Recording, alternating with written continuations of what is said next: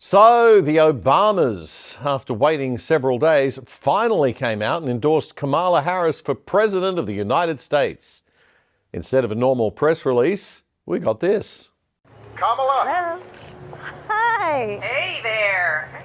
Oh, hi, you're both together. Oh, it's good to hear you both.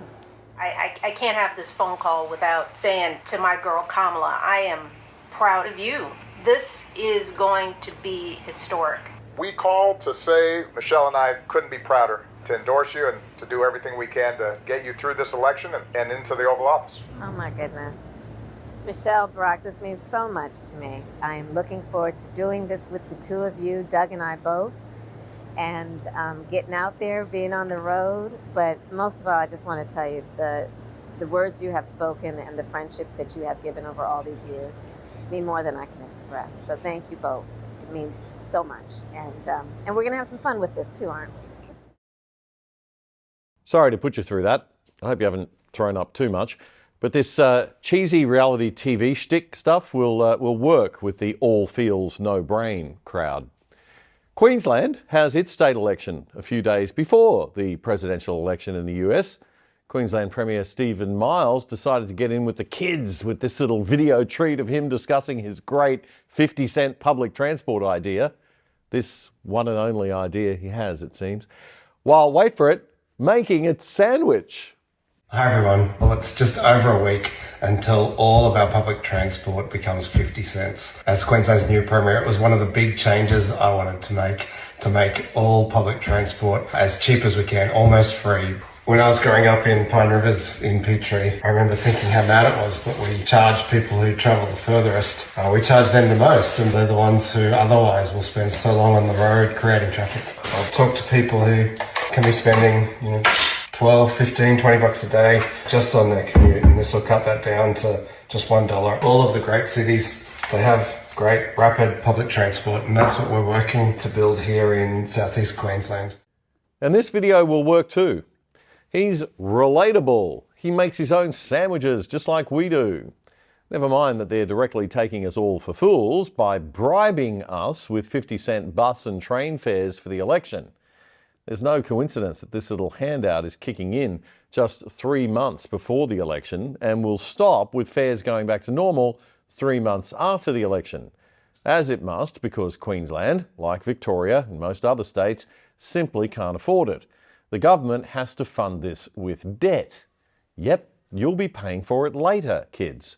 The state is $132 billion with a B dollars in debt. And the interest bill is rising, of course, probably about $6 billion a year now. So yeah, who cares? Just tax those rich bastards even more. That'll work. I will say, though, that public transport is something that gets cheaper to deliver if more people use it, so we might see how this little economic experiment works, I guess. But the Queensland LNP think that they can't lose this election.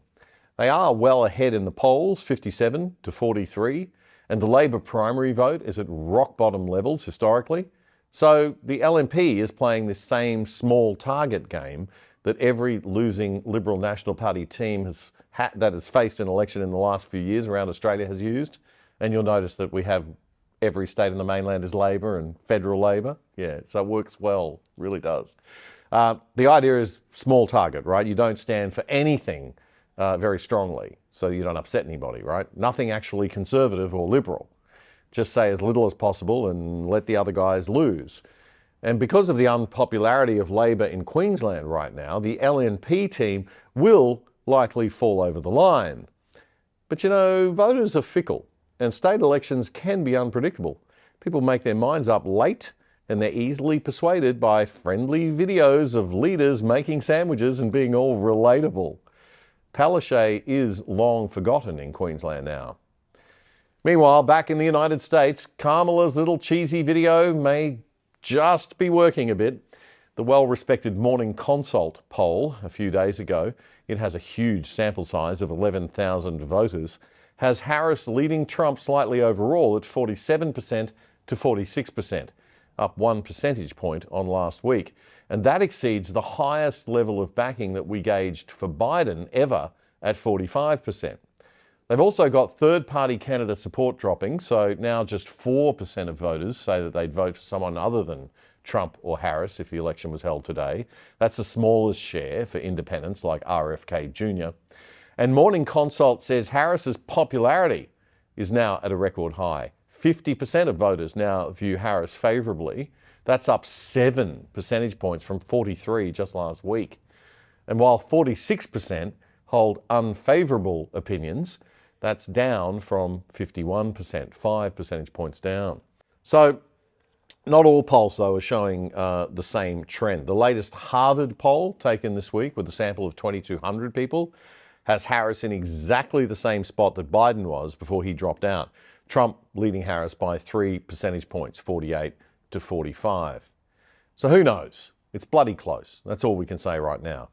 But hopefully Americans will start to wake up that underneath all those nice, cheesy smiles and cackles, Kamala is ideologically very, very dangerous.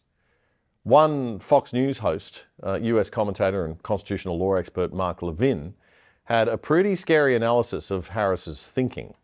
Coming back to our general theme today about the big and important difference between striving for equality of opportunity in our societies in the West versus equality of outcome, what the radical left calls equity, something that they think terrifyingly should be imposed by a central government. When you keep talking about equity as the end game, equity is the end game, that's about dehumanizing the individual. This is what totalitarian regimes do. Equity, we got to get to the end game. Everybody's the same. That's the Khmer Rouge. That is Mao. That is sick. So I want you to listen to this. This is Kamala Harris explaining her totalitarian ideology, which is pure Marxism. Not from me, from her. It has to be about a goal of saying everybody should end up in the same place. And since we didn't start in the same place, some folks might need more. Equitable distribution. But we also need to fight for equity, understanding not everyone starts out at the same place.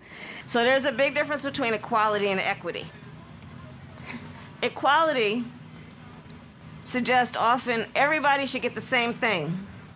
That's not what equality means, not under our system. Equality means access to equal justice, to human rights, to a just rule of law. It doesn't mean everybody gets the same thing. That's right. It does not mean everybody gets the same thing. That would actually be terrible. It would result in everyone giving up and not bothering to excel or strive or to be better. More Kamala. That often assumes everybody started out in the same place, as opposed to equity, which is everyone should end up in the same place. And if you then understand not everybody started out in the same place, you understand some people need more. So we all end up in the same place. So we all end up in the same... Doesn't this sound like we're all going to end up in a gulag? What the hell does she mean? We're all going to end up in the same place. She's either completely moronic or a hardcore leftist ideologue, and I'm banking on both. Ah, yes. Nobody puts it quite like the great Mark Levin. Oh, she's both all right. We are proud of the fact that equity is one of our guiding principles. Proud of the fact that we understand equality is important, but not everybody starts out on the same base. We see that people in our country are having an experience that is not equal. So when we talk about the work we are doing here together, it is recognizing that and being guided by this principle of what we must do in the spirit and in the interest of equity. To put equity firmly at the center of our economic policy. It goes on and on and on, because this is how she speaks. She gets in her head a couple of sentences, and it's not just this, it's other, and she regurgitates it. And it's just over and over and over again to the point of absolute and complete idiocy. Mark Levin says Kamala Harris doesn't believe in capitalism, freedom, or liberty, and thinks that human nature is something that a central government should control so that we all end up in the same place. We all end up in the same place, and let's say we don't. Then what are you going to do?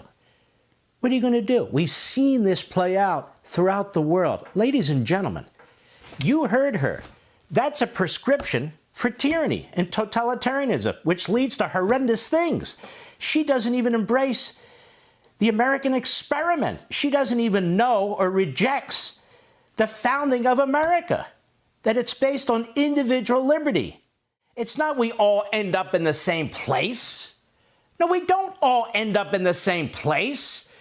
Some work harder than others, some are smarter than others, some develop things, some create things, some are great athletes, some are not. I mean, this is a dynamic, a vibrant society. We don't all end up in the same place, and that's not the government's job.